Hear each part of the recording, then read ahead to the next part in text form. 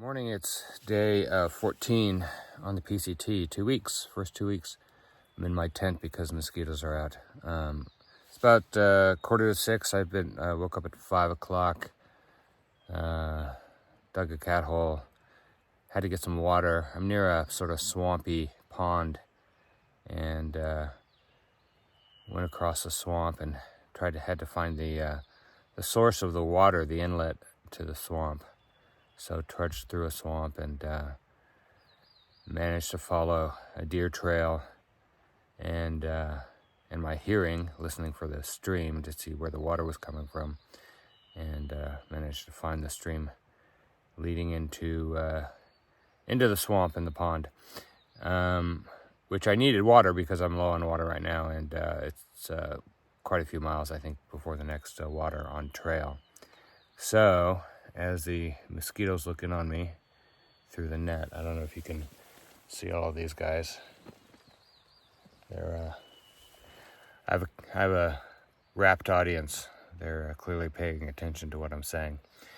Anyway, so a couple options today. One is, let's see, Stevens Pass is about 17 miles. I could certainly make that in a day. I don't think I'm going to make it in time to get my package, which means I'm probably going to have to get it in the morning tomorrow. And then that raises the question of do I set up my tent before Stevens Pass, or, which might be a better option, is to get to Stevens Pass today, and hitch into probably Leavenworth, not Skycomish. I had a bad experience in Skycomish, but those are the two options. I'll tell you my Skycomish story later, I suppose. But apparently it's a KOA, Campground of America, in Leavenworth, or maybe right outside it. The downtown's very touristy. It's a Bavarian themed town, kind of expensive tourist place. I understand it's an easy hitch, and the KOA is like $16 or something, and they have shower and Wi-Fi and stuff. Might take a Nero or a Zero there. So if I can do the full 17 miles in a reasonable hour and get into Stevens Pass in the afternoon,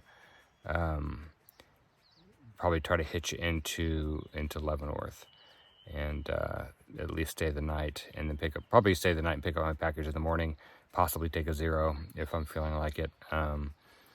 But one night in the KOA is probably going to be enough, especially if I can do shower and laundry. It's been 2 weeks since I've done shower and laundry, since I did not do that in Thru-hiking. So just be glad this is not smell-o-vision, because although I smell like blooming roses, my clothes stink. So they need to be washed, since I'm hiking in the same pair of clothes every day, same set of clothes. Anyway, so I'm going to retape my burgeoning blister that I have. It's like I say, about 5:45. I'm going to try to get on trail within the next half hour, probably 45 minutes, and not get too bitten by these mosquitoes. Taking a quick break to eat breakfast at this camp spot. I've only gone a little over a mile today, but I didn't really eat breakfast in camp because I didn't want to eat in my tent. And once I got out of my tent, the mosquitoes were just gnawing at me.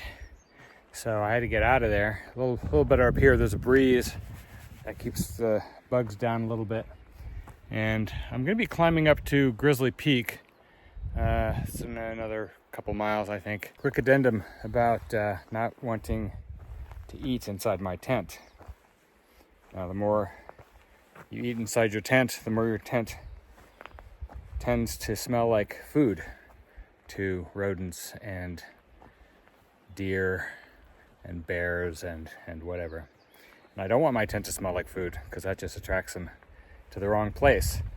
I also don't want my food to smell like food. So when I hang it, which I usually do, I put it in a Smelly Proof. Smelly Proof is the brand. Smelly Proof bag. It's in the name, so it must be true. Probably helps a little.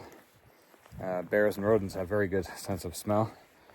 And probably the smells of food get on the outside of the bag eventually, because they're on my hands and things like that. I also put that inside a Ursack, which is supposed to be a bear-proof and rodent-proof bag. And that is probably not 100% true, but mostly true. Haven't had any issues there, and I usually hang the bag, put the smelly-proof bag inside the Ursack bag and hang that outside my tent. There have been occasions where I've brought that inside my tent for one reason or another, but again, I keep it sealed if it's inside my tent, and I don't eat inside my tent. So that was just an explanation for that comment.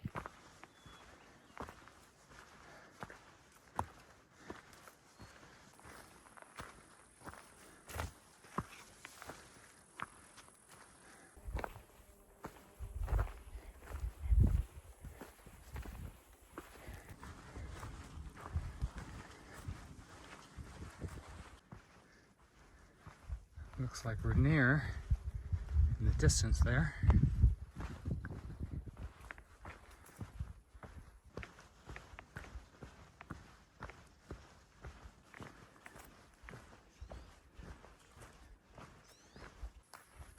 Well, that doesn't look good. I'm monitoring this fire. It's in the Wenatchee National Forest, or Wenatchee Forest. It's above, if you can see, that's Heather Lake down there. It's across the valley. I can hear helicopters, so presumably the authorities know about it. Can't see where the helicopters are. Presumably they're spotting or fighting it. Don't think it'll be an issue. It looks like the smoke is going south. I'm going south, but it's on the other side of the valley. I'm not going over there. So I think I will be fine. I was considering doing an SOS to try to report the fire, but with all the helicopter noise I'm hearing, I think that's not needed. I don't have cell service. I'm looking for the helicopter, can't see a helicopter. Anyway, I'm gonna keep moving. I'm gonna try to get to Stevens Pass before that fire does, for sure. Okay, I can see the helicopter now. It's coming up from the lake, so it must be scooping water up from the lake to go to the fire, presumably. It's below, it's to the right. There is some red on the hill. It might be fire suppressant, I don't know. Could just be iron deposits or something. Anyway, so I did see a helicopter. So I think they're fighting it. A little better view of the lake and the snow from here, a little farther down the trail. Meanwhile, while they're fighting that, I've been crossing snow on and off on the trail here. So as long as I can cross snow faster than the fire can cross snow, I think I'll be okay. But the plan was always to keep moving south to Stevens Pass. Makes as much sense now as ever, so I'm gonna keep moving. So I definitely think that's some kind of chemical retardant. A little pinkish in color, not the rust red that you'd get if it were iron. Which means, yeah, I can see the helicopter blade spinning. Can't see the body, but I can see the blades reflecting above the fire. So, judging from the pinkish residue on the mountain, this fire's been going for a while, and it looks like he just dropped either water or chemical retardant. I could see the smoke dissipate considerably. So this one looks like it's almost out. See if I can zoom in a little bit. There we go. You can see the helicopter down below going into the valley. There it goes, disappears.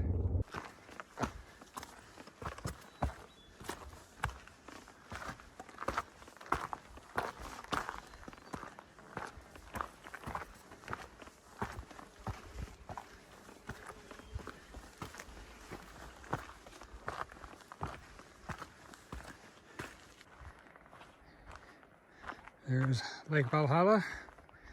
A lot of people out today. Some people out on the lake.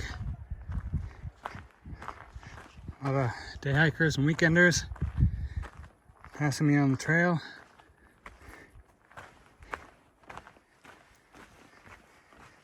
This seems to be a popular destination. It's only about 6 miles from Stevens Pass, so an easy day hike. See a bunch of people on the beach down there. I don't know if you can tell.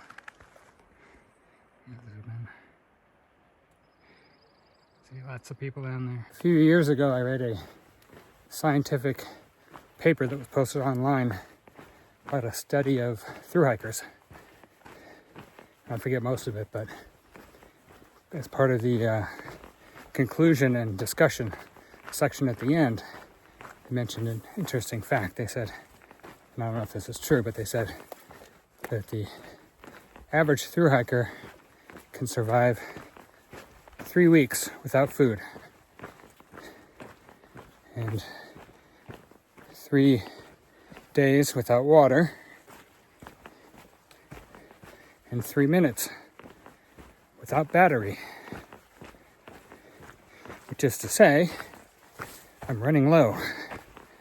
Fortunately, I should be able to recharge my electronics at an outlet somewhere in Stevens Pass. So I think I'll survive. It's all thanks to science. Now, I'm trying to get into Stevens Pass by 6 o'clock, which is, I think, when the receiving office closes.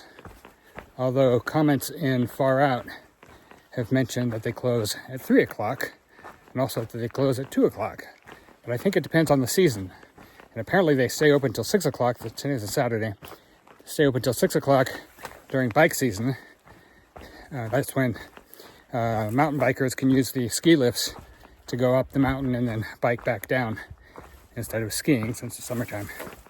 So I think it is bike season, since most of the snow's gone. Nobody's skiing at the moment. So, not 100% sure, but I think the office is going to be open until 6 o'clock for me to pick up my resupply package. I have still about a day's of food left in my pack.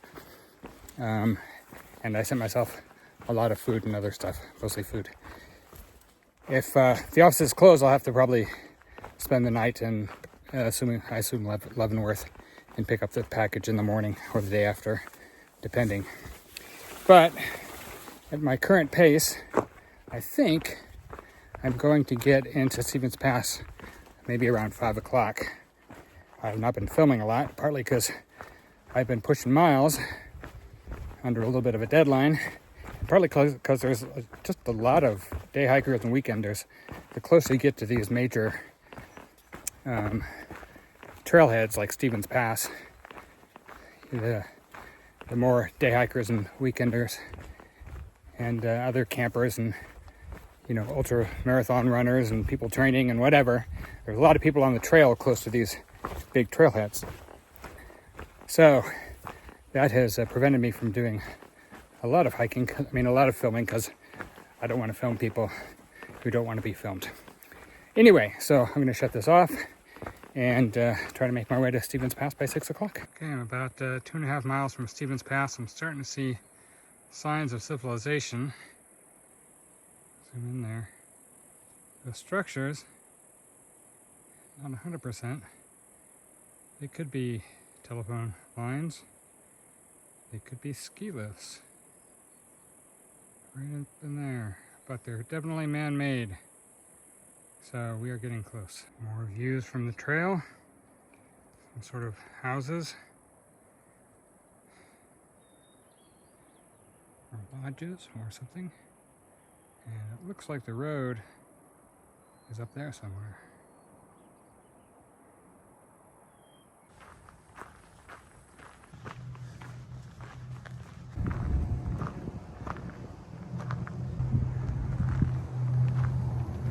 Okay, this is the trailhead.